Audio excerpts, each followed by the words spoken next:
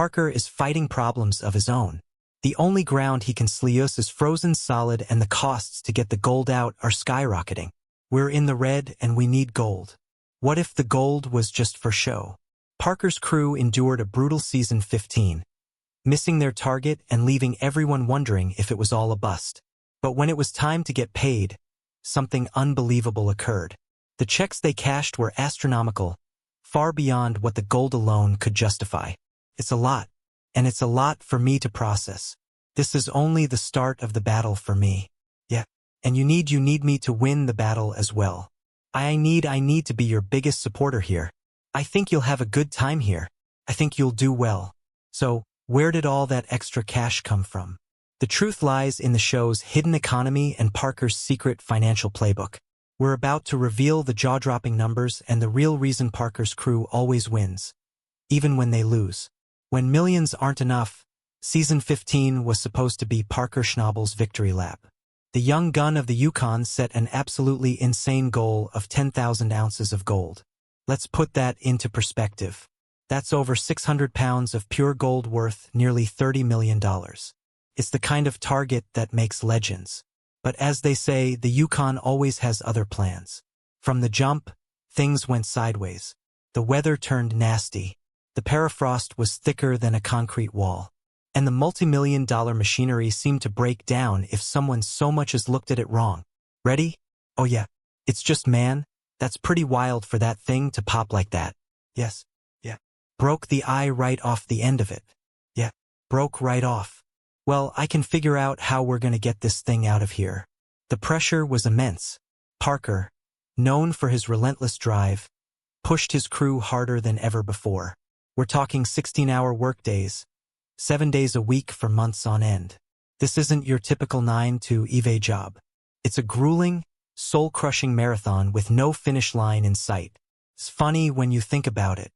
Most people complain about an 8-hour shift, but these guys are out there in freezing mud for double that. With no weekends off, the dream of 10,000 ounces quickly became a nightmare, and Parker had to make a tough call. He cut the goal down to a more realistic 8,000. Even with the lowered expectations, the struggle was real. Every day was a battle. A single breakdown on a wash plant like Big Red or Slucifer could cost them tens of thousands of dollars in lost time. The crew was running on fumes, physically and mentally drained. They were giving it their all, but the gold just wasn't showing up in the quantities they needed. In the end, after all the blood, sweat, and mud, the final weigh-in was a gut punch. They had mined 6,837 ounces. That's a mountain of gold worth a staggering $18.3 million. Thanks, Tony. Thanks, Tony. Yeah, it should be a busy place down here this year if we get through all that ground. Yeah, especially once you get Lucifer going, this place gets hopping. Keep up the good work. Thanks, guys. Thanks. Thanks for coming back this year, too.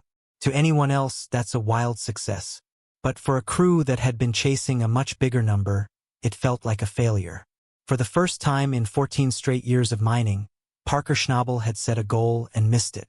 The look on their faces said it all. They were beat. But what they didn't know was that the real payday was about to make this failure feel like the biggest win of their lives. But the gold count only told half the story, cashing the checks from Hell's Acre. So, after a season that pushed them to the brink, what does a payday for Parker's crew actually look like? This is where things get truly mind-blowing. Let's get down to brass tacks. An entry-level miner on Parker's team, someone who is just starting out, makes around $28 an hour. That already sounds pretty good, right? That's way more than many tough blue-collar jobs. But here's the catch. A typical work week under Parker is nearly 75 hours long. When you do the math, that new guy is raking in a gross income of about $2,590 in a single week. Over the course of a full 6-month mining season, that rookie miner can walk away with roughly $65,000, and that's before any bonuses are even mentioned. That's just the starting point. There's a whole different ballgame for the more experienced crew members. It's just super frustrating having this much ground and so much gold in it. And for the problems we're facing right now financially, it may as well just not even exist. The median-level guys, the ones who have been around for a few seasons, are earning closer to $34 an hour. The real money, though, goes to the skilled workers, the heavy machinery operators, the mechanics, and the foremen.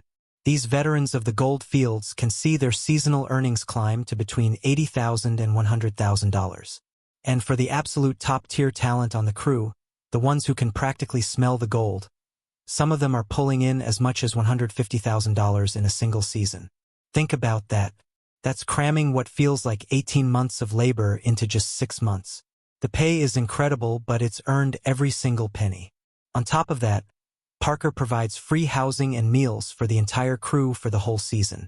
In a remote place like the Yukon, that perk alone saves each worker thousands upon thousands of dollars. It's a package deal that makes the brutal hours worth it, turning sheer exhaustion into a fat bank account. Brotherhood, bonuses, and brutal honesty. Let's be real, you don't endure 16-hour days in the freezing Yukon just for a decent hourly wage. There's something else going on here. A powerful dynamic that keeps Parker's crew coming back year after year. It starts with a simple but brilliant strategy, his performance-based bonus system. Parker understands human nature. He knows that to keep his team operating at a superhuman pace, they need more than a salary, they need a stake in the game. The more gold they pull out of the ground, the bigger the bonus check at the end of the season. It's a system that transforms a job into a mission, aligning everyone's goals. Every ounce of gold in the sleeve box is money in their pocket. However, this system isn't a golden ticket for everyone. There's a clear divide. Positions like night truck drivers or entry-level laborers don't qualify for these bonuses. Their work is vital, but it's not seen as directly impacting the gold total. It's a harsh reality of the business, creating an internal hierarchy where some have the chance to earn a fortune while others are capped at their wages. Yet, even for those guys, Parker has built a system that fosters intense loyalty. He's known for being direct, transparent, and fair. There are no secrets, no hidden agendas. If you're not happy, the door is always open, but if you stay, he takes care of you. For me, it's just like not running out of money, 'cause time costs money, right? And I don't know that this is the right thing, but I know what we were doing was wrong. This is where the real genius of his operation comes in. The unspoken benefits. Providing free housing and meals for an entire team in one of the most remote and inhospitable places on Earth is a logistical and financial monster. Those costs come directly out of Parker's pocket. But it's not just about saving his crew money. It's about building a tribe. When you live, eat, and breathe mud together for 6 months straight, you form bonds that are stronger than any contract. This sense of community, this brotherhood forged in the frozen dirt, is what keeps morale high when the machinery breaks down and the gold disappears. It's the glue that holds the entire operation together. That's why so many of these guys have remained loyal for years. The paycheck is what gets them there, but the mutual respect and camaraderie are what make them stay. But even those huge salaries are just the tip of the iceberg, the secret TV paycheck that dwarfs the gold. Here is the secret that changes everything. The gold they dig out of the ground is only one part of their income. The real money machine is the television show itself. Gold Rush. Being on one of the most popular shows on the Discovery Channel comes with a paycheck that makes their mining salaries look like chump change. This is the ultimate wow factor that most viewers never even consider. Let's break down these absolutely jaw-dropping numbers. For the mine bosses like Parker Schnabel, Tony Beets, and Rick Ness, the payout per episode is estimated to be between $25,000 and $30,000. A typical season of Gold Rush has about 20 episodes. You do the math, Parker could be making over $500,000 a season just for being on camera. But it's not just the bosses who cash in. The supporting cast members, the familiar faces you see running the equipment and weighing the gold, can earn around $10,000 for every single episode they appear in. $152.30. Worth over $380,000, but falling short of what Parker wanted. Over a full season, a key crew member's television earnings alone could land somewhere between $200,000 and $600,000. This is on top of their already generous mining salary. It's an almost unbelievable amount of money. Of course, the bottom line is that not everyone gets the same deal. The veteran cast members who have been on the show for years, like Parker, command the biggest shares. Newcomers have to prove their worth before they can negotiate those higher rates. That's just how the entertainment business works. This secret income stream completely reframes the entire show. The pressure to find gold is still real because it drives the story, but the financial safety net from the show is massive. It explains why they can take such huge risks, like Parker's $15 million Dominion Creek purchase. They aren't just betting on the gold in the ground. They're betting on the drama that comes from chasing it. And for the TV network, that drama is worth its weight in gold. But what about Parker's personal fortune from all this? More than a miner, the CEO of gold. It's almost hard to believe when you take a step back and truly look at the trajectory of Parker Schnabel. He wasn't just the grandson of a legend.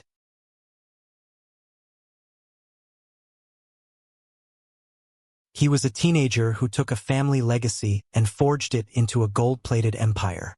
But when did he truly become the mining powerhouse we know today? You have to look back to Season 9, the year he didn't just meet expectations, he completely shattered them. Can you imagine pulling over 7,400 ounces of gold from the ground? That haul wasn't just a record. It was worth over $8 million. Our season total cause our gold's 7,427.250. And from that moment on, Parker Schnabel simply refused to look back. But was that a fluke? A once-in-a-lifetime season? The very next year, his operation topped the $10 million mark. Even more telling when the entire world ground to a halt during the global shutdown. Parker's crew didn't just survive, they thrived. They pulled in a staggering 7,500 ounces, translating to a jaw-dropping $14 million in revenue. The numbers are astronomical, but it leads to the real question. With all that gold coming out of the ground, what does Parker himself actually earn from it? Sources estimate that from the mining operation alone, his personal take-home pay sits somewhere between a hefty $600,000 and $1 million per season. But if you think that's the end of the story, you're only seeing one piece of a much larger financial machine. What about his massive television salary? You have to add that in along with a whole portfolio of other income streams that make him more of a brand than just a miner. We're talking about lucrative sponsorships, merchandise sales, television royalties, and paid guest appearances. So what does it all add up to? All told, Parker Schnabel's net worth is estimated to be over $10 million, a fortune he built before he even turned 30. Now, you might be sitting there wondering, is this even real? Does a crew truly get paid that much? Does a young man like Parker really command a multimillion-dollar operation and walk away a millionaire year after year? It's tempting to see the flashy numbers and think it's an easy path to riches. But if we stop there, we miss the single most important detail: the crushing weight of the risk. Every cent of the operation is on him. The fuel, the million-dollar machinery, the constant repairs, the land leases, and that massive payroll. It all comes out of his pocket first. If they have a truly catastrophic season, the crew still gets paid. There's Parker's neck on the line. That loyalty you see isn't just about money. It's a deep-seated respect for the man who bets it all every single year and has consistently found a way to win. It's a high-stakes gamble where the rewards are just as massive as the risks. So, the crew walks away rich even in a bad season.